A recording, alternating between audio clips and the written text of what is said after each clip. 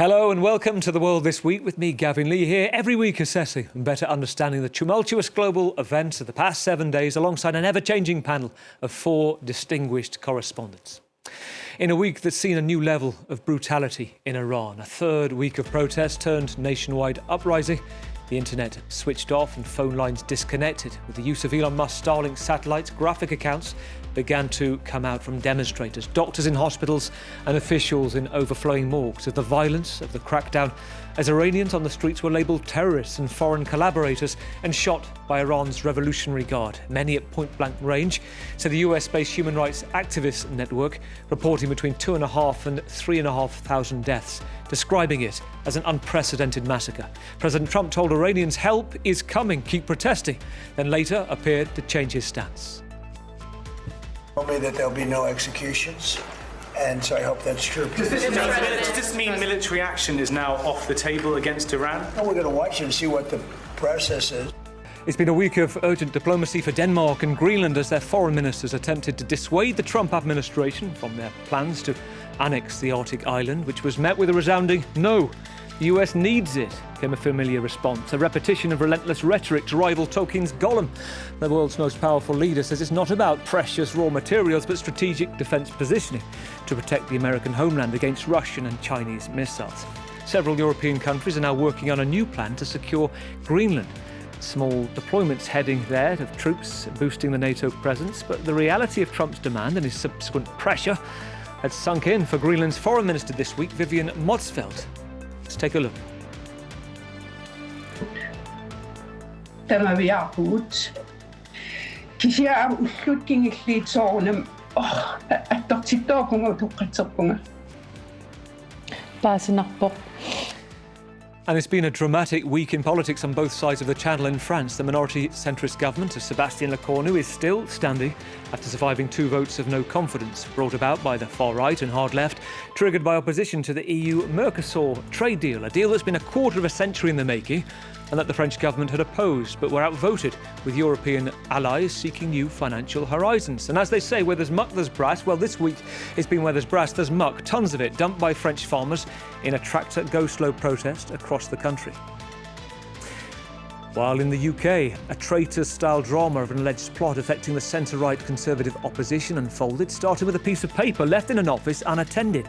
It turned out to be an alleged draft defection speech by the Shadow Justice Secretary Robert Jenrick, sacked by party leader Kemi Badenoch on Thursday morning. By Thursday evening, he was being unveiled as a new member of the right-wing Populist Reform Party of Nigel Farage, the most significant coup so far. Meanwhile, Prime Minister Keir Starmer's speechwriters have been having fun this week, notably adding spice to his speeches. On consistency, don't get me started on 5 Prime Ministers, 6 Chancellors, 8 Home Secretaries, 16 Housing Ministers. They had more positions in 14 years than the Kama Sutra. No wonder they're knackered and they left the country screwed. Wow. Let's bring in the war correspondent, seasoned war correspondent, a friend of the programme, Janine De Giovanni. Janine, you have had a very busy few weeks between here and the US. Yes. I wonder, between your work, you've been a teaching professor and fellow as well. Have you been making New Year's resolutions this year? And if so, 2 weeks in, have you kept them? Very good question. And you caught me off guard because I did make some, but I usually do break them pretty early on. But I think the main one is not to be so overly emotional about the news as last year. I think last year with Gaza, with Ukraine, with Sudan, with so much going on in the world, it was hard to stay calm. And I think this year, well, I think it's starting off already with Venezuela, Greenland, more on Gaza, Iran. We're going to have a really tumultuous year. Also CEO of the Reckoning Project, which helps train journalists in Ukraine and the Middle East how to document war crimes. Let me ask you what is going on in Gaza this week, a second phase of the peace deal, to which we've seen kind of an unveiling of an interim committee today in Egypt. What do you make of that? Gavin, I'd like to be hopeful about this, but we have to remember that this comes from President Trump. So anything involving Gaza coming from the Trump administration in Washington is going to be completely balanced towards Netanyahu and his policies in Israel. It's being led by a few good people. Nikolai Mladenov, who's a veteran UN diplomat. He was last in Iraq, many other places. He'll be working alongside Ali Shat, who's a former Palestinian Authority bureaucrat. Their first priority, they met this week in Cairo. So that was the first meeting. First priority is housing, because remember, 2 million Gazans have suffered beyond any kind of imagination since October 7th. So it'll be housing.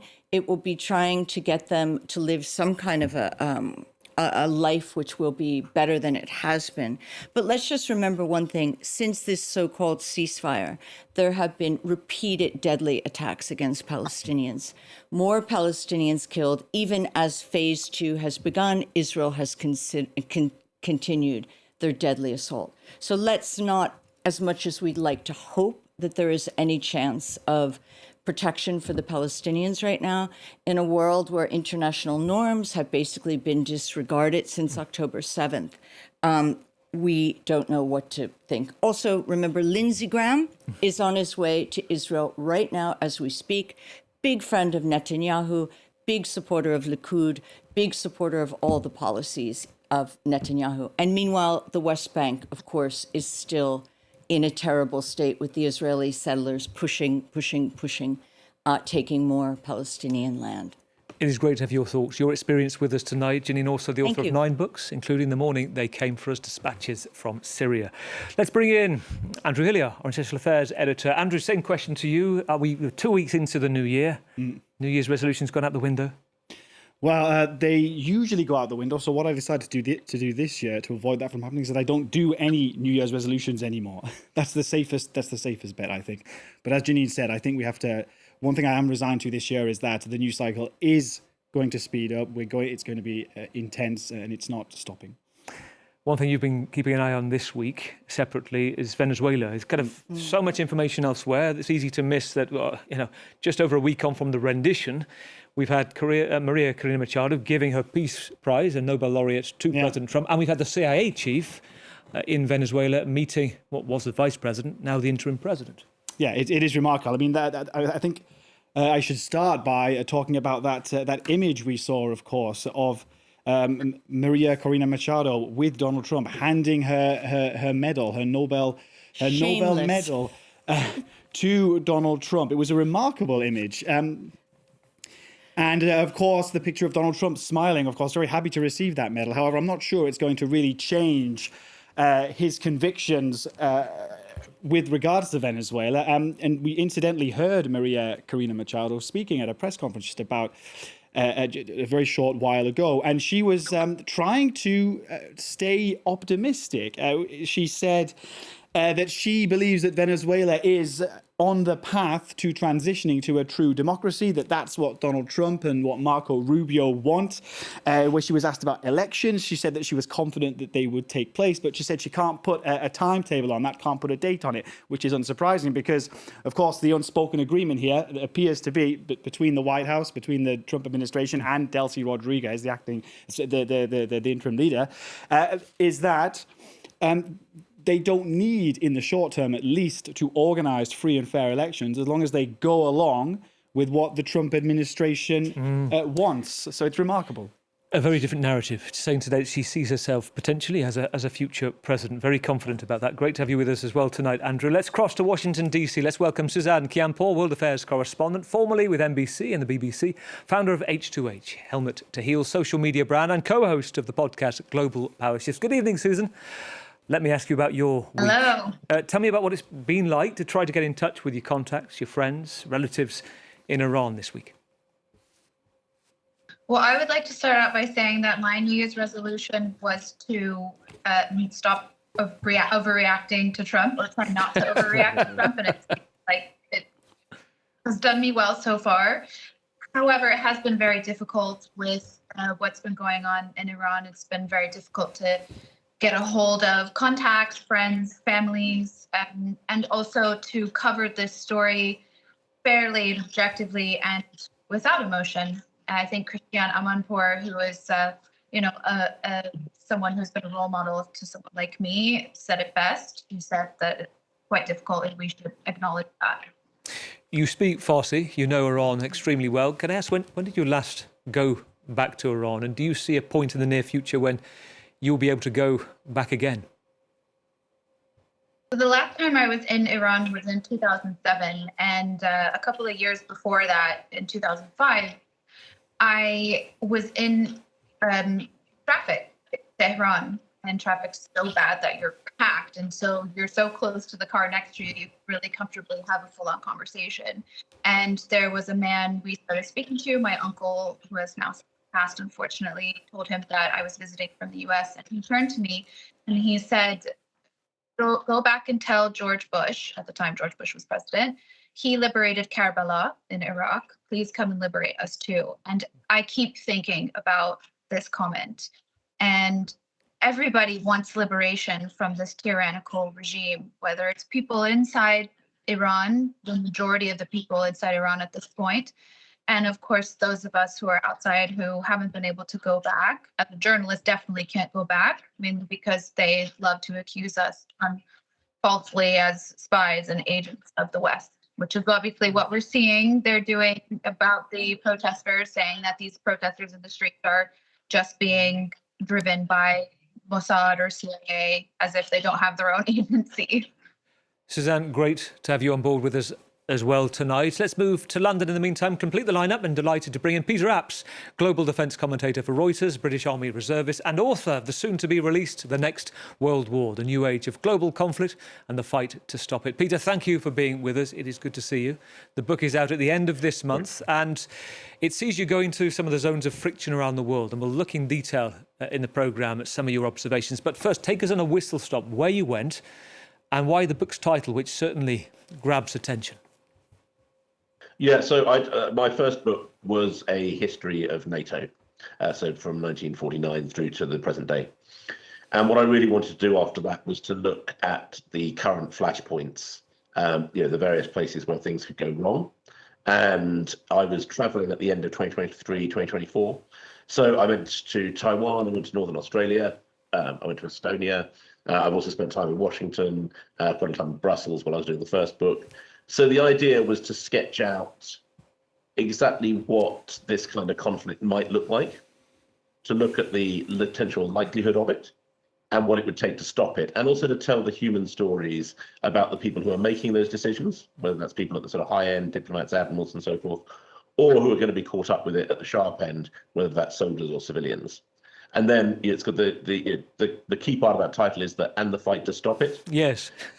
Because I mean, I guess my New Year's resolution was to sort of be able to talk about a global conflict and the fact it's become more likely while not scaremongering, because I think that's a really difficult balance to kind of strike.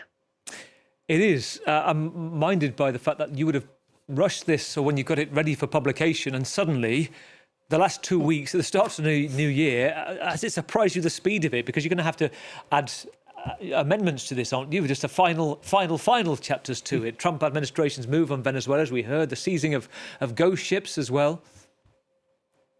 I mean, all of those are foreshadowed earlier in the book. Quite a lot of this stuff comes out of Trump's inaugural speech. So Greenland, he sparks a small crisis then. This idea of Venezuela was already in the wind by about September, October, as I was finishing the book. So the book tells the story of the last years of the Biden administration and the first year of Trump. And I think the kind of shock and awe that he did with the bombing of Iran in June, you see the same idea again. Every time they go and do something big, they talk about restoring US deterrence. And this idea is that a powerful US president, a powerful US military is somehow capable of of keeping Russia and China deterred from starting the really big kind of wars that could cause a problem.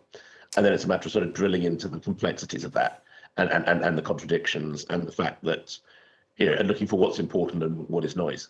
We're going to hear, as part of the last part of the programme, Preventing World War III, and looking at some of those current theatres. It's going to be brilliant to have your on-the-ground insights with us tonight as well, Peter. Let's begin in Iran, this time last week, as we went to where the internet blackout was already underway. Mobile communications disconnected. The shooting began of protesters who'd rallied in towns and cities for 2 weeks. Well, the outside world were then left effectively in the dark as to what was going on, and ominous signs were there. A regime crackdown on protesters, only having to look at recent past to see what will be likely to unfold next. It's a similar pattern to how the Islamic Republic dealt with demonstrations in the previous nationwide protests, 2009, 2017, 2019, 2022, through footage, testimony, evidence coming through since the weekend showing the scale of suppression to be even more savage. Between 2,500 and 3,500 people have been killed, according to two prominent human rights groups. Seen to be a conservative estimate right now, with more information coming in. As I say, the figure growing. Elon Musk's Starlink satellites playing a part in that information coming out. Padraig O'Brien's team at Channel 4 News managed to get this disturbing footage of the aftermath. In this one site, the person filming says he estimates there were some 2,000 bodies here. This is the minutiae of a massacre. The big picture is that what happened in Iran over the weekend could turn out to be one of the worst mass killings of protesters in recent times. President Trump, whose sanctions and airstrikes last year have exacerbated Iran's economic crisis, was briefed on Tuesday on his options to intervene. Help is on its way, he said, but by Thursday help hadn't arrived, and he seemed to have changed his mind. I've been informed by very important sources on the other side, and they've said the killing has stopped and the executions won't take place. There was supposed to be a lot of executions today, and that the executions won't take place. And we're going to find out. I mean, I'll find out after this. You'll find out. But we've been told on good authority, and I hope it's true.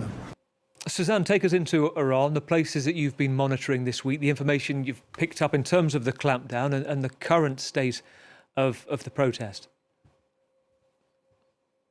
So I want to address your point that Donald Trump seemed to sort of pull a bait and switch. And the reason why that happened was because the Gulf countries in the Gulf convinced him to take a step back, notably Saudi Arabia, Qatar, and Oman. But it's also worth noting that the UAE was not part of that.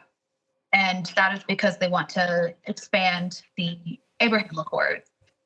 And I think, Trump says that he's been told that the executions have stopped and they won't happen. But I can categorically say that Iranian officials cannot be trusted. I have sat and asked point blank, eye to eye, President Rouhani, why are you taking hostages and using them as diplomatic chips, notably Jason Rezaian, Washington Post reporter? He lied to my face. President Raisi, I asked him about murdering women, Iranian women, because of their hijab. Again, he lied. These are not people that can be trusted. But at the same time, there's a lot of different groups of people who have different agendas in the region, and there's a lot at stake here. And unfortunately, this is at the expense of the Iranian people, and a lot of the Iranian people who I have managed to get in touch with, a few people inside since the blackout.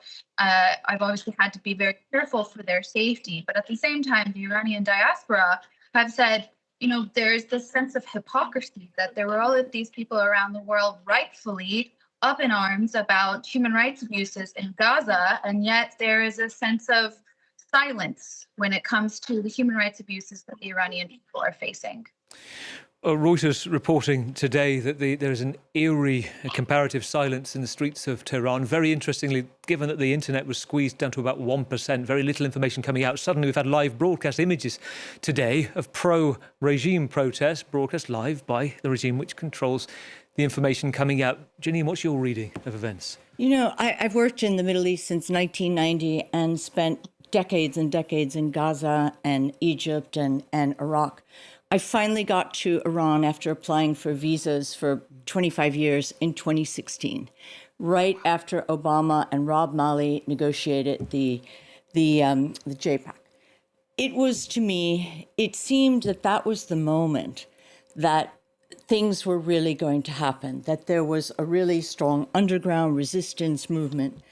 But one thing I do want to say, and having been personally in so many revolutions, going back to Milosevic in 2000, Tehran Square, the Jasmine Revolution, all of the Arab Spring.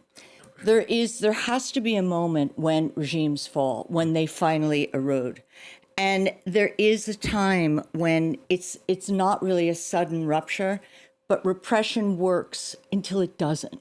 And that's the moment that the people can take over. And this might be the moment. My only worry is President Trump basically promising something that he cannot deliver. The Europeans, in contrast, have been much more measured. Their concern, as my concerns are, I direct a human rights organization, are human rights.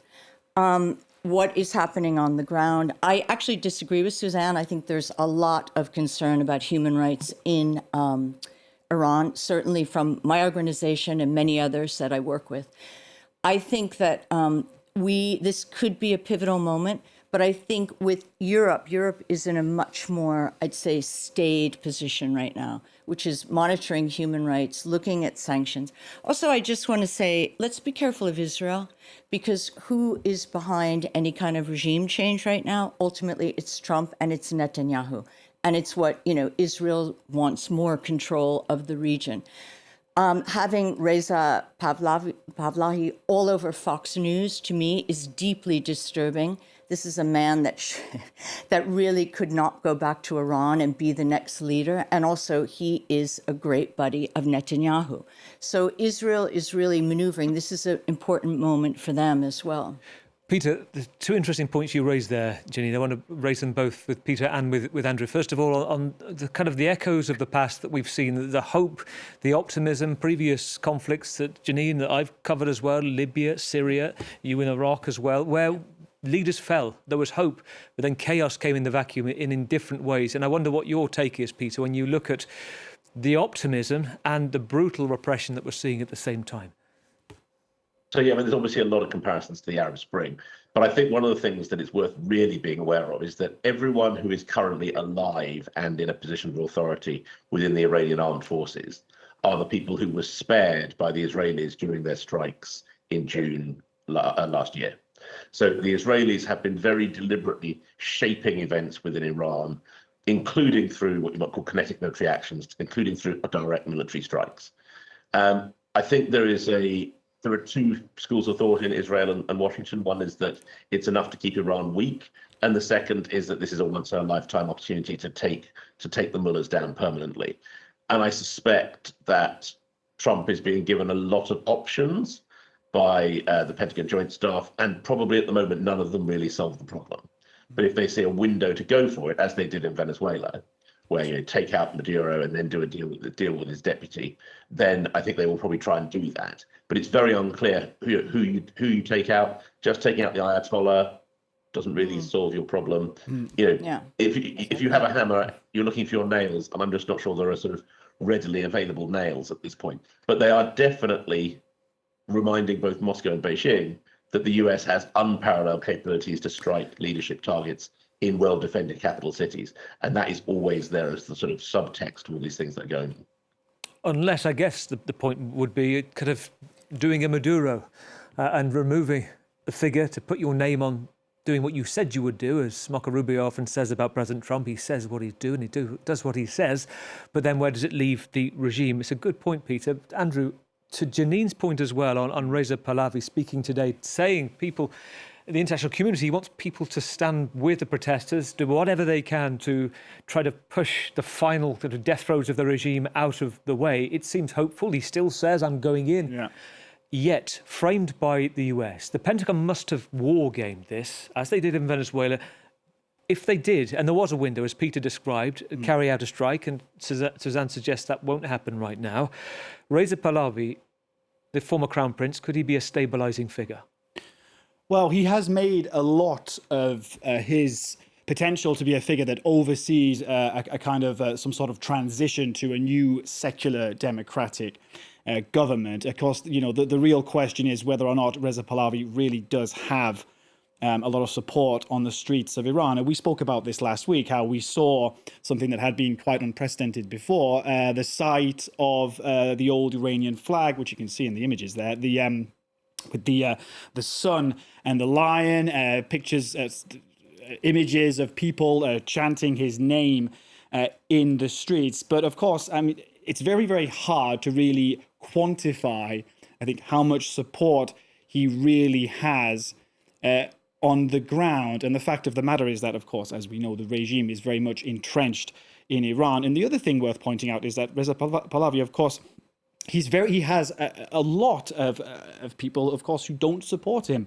in Iran. He has a lot of detractors. Remember, of course, his father, the Shah, the last Shah of Iran, was also stood at the head of a dictatorial regime as well. So, and that's something that protesters on the ground aren't forgetting. But I have read a lot of actual interesting commentary on why so many people are attached to the idea of Reza Pahlavi as an alternate figure. And it's, for many people, it's because there's no other alternative figure or figurehead or symbol within Iran who actually can unify opposition to the regime, whereas he actually can. But that doesn't necessarily translate into widespread support on the ground. Suzanne, listening to Andrew's point on Reza Pahlavi, one person that you'll remember that you covered at the time, who's under house arrest right now, who doesn't seem to be mentioned, Mir Hossein Mousavi, considered by Western analysts to have won the election in 2009, the Green protest. The Green was the colour of the opposition back then.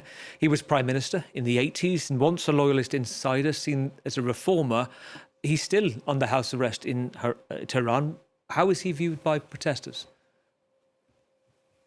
It's an interesting point that he's not someone that we're hearing talk of. And I think part of that is because right now, Pahlavi is more of a symbolic, inside Iran, from what I've been told from people inside Iran, is that it's more of a symbolic slogan, more of a symbolic chant, and effectively kind of a rebuke to the regime that, we're so done with you that actually we will call for long live the king. But at the end of the day, he is really the only option that they see as possible and the symbol of real change. I wonder, Peter, just listening to Suzanne, I'm minded of whether, the German Chancellor this week, Friedrich Merz, said the Iranian government is embattled. It's in its final days and weeks. We're hearing on the ground that real suppression has made certainly an eerie silence in Tehran today. We're seeing these orchestrated pro-regime demonstrations. How would you assess the strength or otherwise of the Iranian government right now? I mean, it just sort of takes me back to 2011 when we were having these conversations about a whole bunch of places. Firstly, Tunisia, and then Egypt, and then Libya, and then Syria. And yes, all of those governments fell, but they fell in very different ways after very different periods of time. In the case of Syria, it took another 15 years. In the case of Gaddafi, it took a military intervention that I think many of those involved now regret.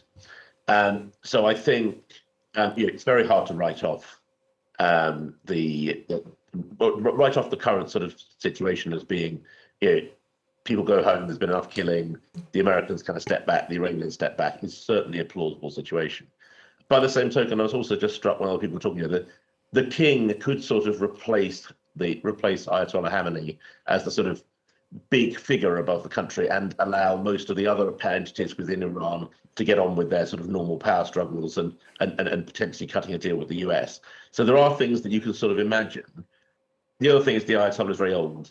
So, he might die amid all of this at some point, and that might be the moment that things actually change. Well, it's a very good point on whether things change and what replaces that and what's going on the ground as well. Suzanne, I'm also hearing reports from protesters that Iranian authorities are demanding large sums of money, up to $5,000. This is in the city of Rasht. Otherwise, security forces will not release bodies for burial. Is that what you're hearing? Yes, I have heard that, and it's absolutely disgusting. They're constantly profiting off of the trauma of their people, and now they're extorting them. And I mean, yes, there are no ideal options here, right? The grievances about Reza Pahlavi are very valid, but he also represents a sense of nostalgia and modernization. And no, people are not really thinking about the times when his father's security services were indeed brutal, because right now what they're seeing in their faces is having to pay exorbitant amounts of money that they don't have in order to get the bodies of their dead loved ones. I mean, remember that the reason why we got to this point is because people literally didn't have water in Tehran. They couldn't, the electricity wouldn't stay on. They didn't have money to feed themselves. They have nothing to live for. And therefore they said, well, if we're going to die, then we might as well die fighting for our freedom. I mean, that is the state of affairs. So yes, it is political, and yes, it is about, down with the regime, but it's much more existential than just political ideology. No, and a note, I guess that was the narrative that has echoes of the past as well, to 1979, economic crisis, inflation, to which the regime now still calls itself the revolution, even though there are those still revolting in the streets. To Washington, D.C., 11:30 Thursday morning, the White House posted on X and Truth Social this vision for Greenland, with a quote, "Which way, Greenland man?" An image of a split past future, a light-infused sunlit blue-skied pitch you might be able to see in a moment of the White House on the left, or a clouded lightning-streaked foreboding featuring Russia and Chinese flags above the Kremlin and the Great Wall of China on the right, along with President Trump's latest assessment of why the US needs to own Greenland. Vital, he says, for the anti-missile Golden Dome-style defence system. He said if we don't, Russia or China will. Danish Foreign Minister Lars Løkke Rasmussen told reporters after he met Trump's team on Wednesday he disputes it. It's not according to their intelligence. It's not a true narrative, he said, that we have Chinese warships all over the place. There hasn't been a single one in a decade. So the urgent meeting between the Danish and Greenlandish foreign ministers carrying their diplomatic cease and desist notice to the US on owning part of the Danish kingdom fell on deaf ears, it seems. And also tonight we're hearing that President Trump is saying that he might place tariffs on those who support Denmark rather than President Trump in his wish to own it. Well, an ongoing row picked up online, went viral as well with social media memes this week of Danish-made Lego. Walls around Greenland, the Danish Lego Navy being deployed. But by the end of the week, as we saw, Greenland's Foreign Minister Vivian Molsvet visibly upset, frustrated by the meeting and the turn of events that it's taken. Well, what can the rest of NATO do in the meantime? Let's start with you, Janine. What do you take of this war within diplomatically? And I want to know about the man in the centre of this, the man in the centre of this when it comes to Mark Rutte, who took over Jens Stoltenberg as Secretary General. The Trump whisperer. The Trump whisperer, who hasn't spoken on the issue itself of ownership. He said, this is no crisis. What crisis? Right. He said it's a good thing that they increase security, but he won't touch the issue of ownership. Should he, or is he best left out of it? Okay, so let's back up. If Russia was acting in this manner, it would be called imperial behavior, right? So, I mean, what Trump is doing right now is essentially power. The other thing is, I really would like to know the sense of urgency, because there really isn't. Is the Russia and China threat exaggerated? It is there. We know, surely it is there. The race for the Arctic, we've known this for years. But the U.S. has bases there, has intelligence there. And I think this exaggerated claim that there is an immediate threat of an invasion, of a deployment, is really being used to hype up a kind of hysteria. I think the military deployment is symbolic. French troops, there's 15 of them, Swedish, US. But really, the issue here is the internationalization and the breakdown of norms, which is the thing that I always go back to, basically. With Trump being empowered by what happened in Venezuela, Greenland is next. And apparently Stephen Miller's list includes Colombia, Cuba. It could go on and on. So I think we have to look at this in terms of, and it kind of goes to Peter's book as well, what the world we're living in now, which is a post-Cold War world, where we no longer have that kind of a lull. We no longer have, even if in the 1990s, international norms were brutalized with the genocides that happened, there was still some kind of semblance of order. That is breaking down entirely. This week, Una Hathaway, who's a brilliant Yale legal scholar, published a piece in Foreign Affairs, which was basically about where are we headed with international norms? I mean, everyone from Netanyahu, Trump, Putin, are scoffing at international law. Greenland, to me, is just yet another example of this. But I really do want to point out, if Russia was acting in the way Trump was, it would be branded imperialism. It would be branded imperialism. I've seen some analysts use that term over what's going on. Andrew, just tell us, just picking up on Janine's point about the European deployments right now, what's going on in the waters? The French, the Brits, the Germans heading towards Greenland.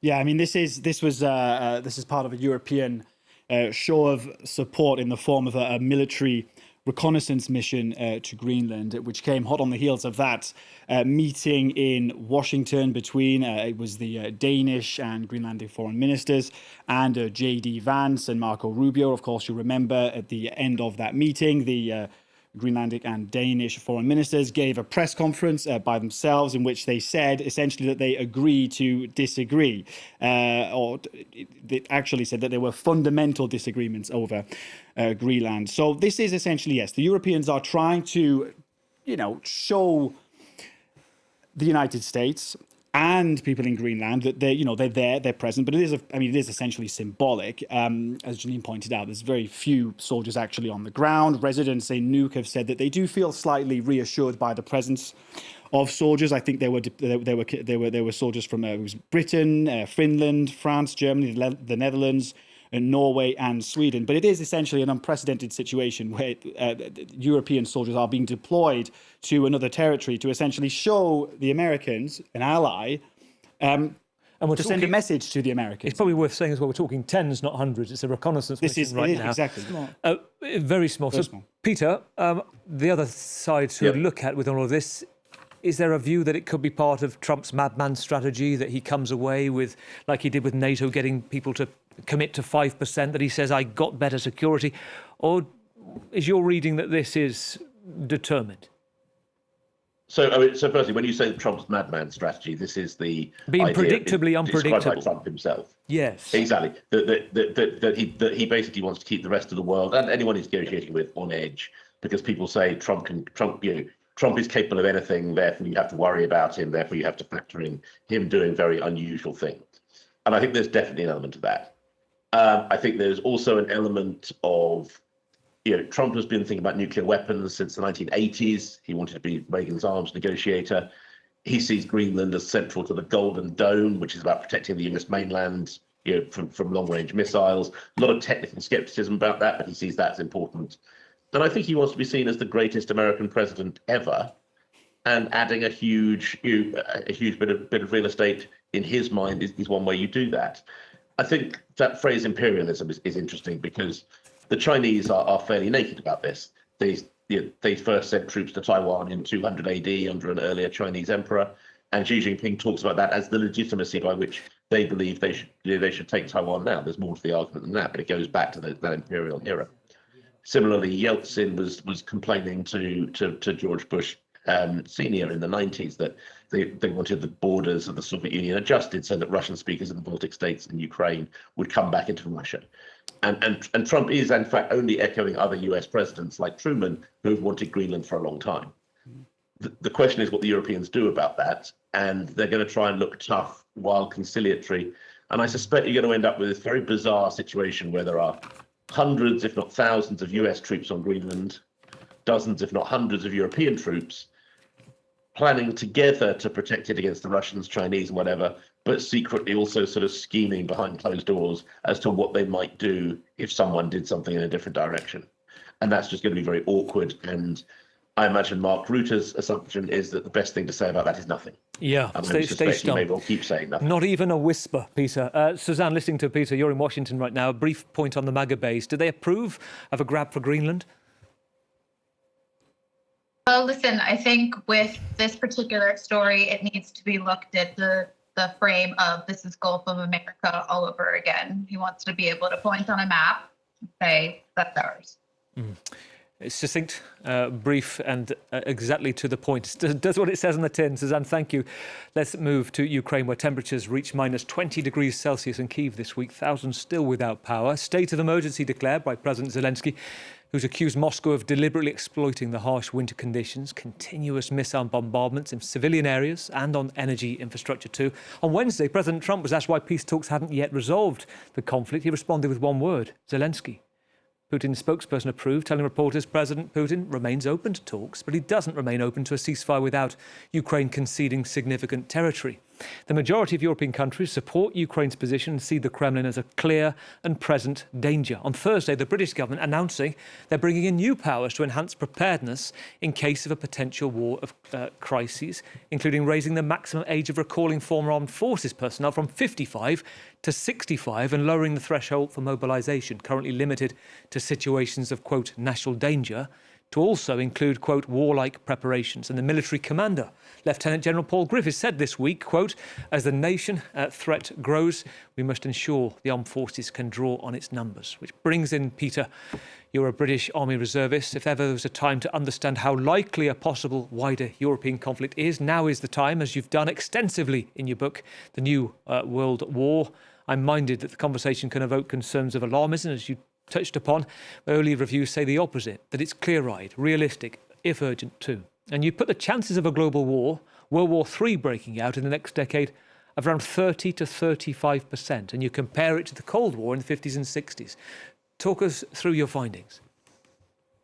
So, I think, firstly, it's worth remembering at the end of the Second World War, there were a couple of years where people thought there might not be another conflict, and then about 15 years in which tensions increased with the Soviets steadily almost every year. And I think there was probably about a 20 to 25% chance that would turn into thermonuclear war. It didn't happen. At the moment, if you look at what's happened in Ukraine, the nature of expectations of conflict have changed in several ways. Firstly, it is no longer assumed that a great power war, so a war between the US and China over Taiwan, or a war between Russia and NATO over Europe, it is no longer assumed that that conflict will go nuclear in the first 2 weeks. That means people are back thinking in terms of a conventional conflict, much more like we're seeing in Ukraine. And for all the talk of technology and drones and everything else that's been incredibly important in Ukraine, it has primarily been a clash of populations. And the reason that Russia has the edge is that it has a population of about 150 million versus a Ukrainian population that may be as low as a third of that.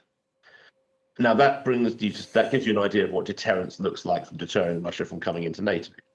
So obviously, you've got to have your sort of capable forces that can fight from the beginning. You've got to have your nuclear weapons to counter the Russian nuclear weapons. But you also need to have the human and industrial strength to be able to defeat the Russians. And that's not that difficult, because actually, if we pulled up everyone in Europe, there are 300 million people or so in mainland Europe, more if you include the Turks in NATO, more if you include the Brits. And you have to clearly have systems in place to do that.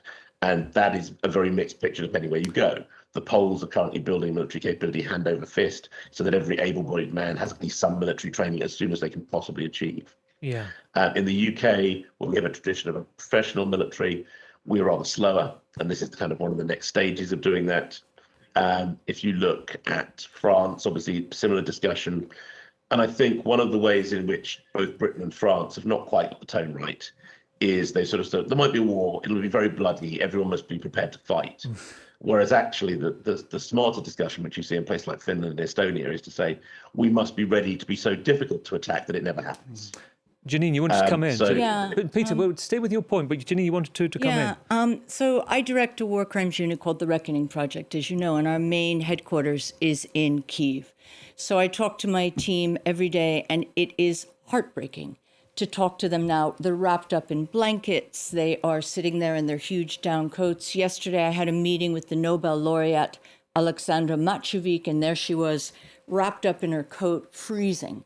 Now, the weaponization of winter is not new. We went through this in Sarajevo. I went through 3 brutal winters where the Serbs basically targeted infrastructure so the population would be demoralized. But Putin has a very specific playbook right now. And as Peter said, this is the 4th year of war. The main problem with the Ukrainians right now is the manpower on the front line. They've been fighting. Some of these guys have been in the trenches. It's going to be 4 years. That is a long time to go through a sustained war.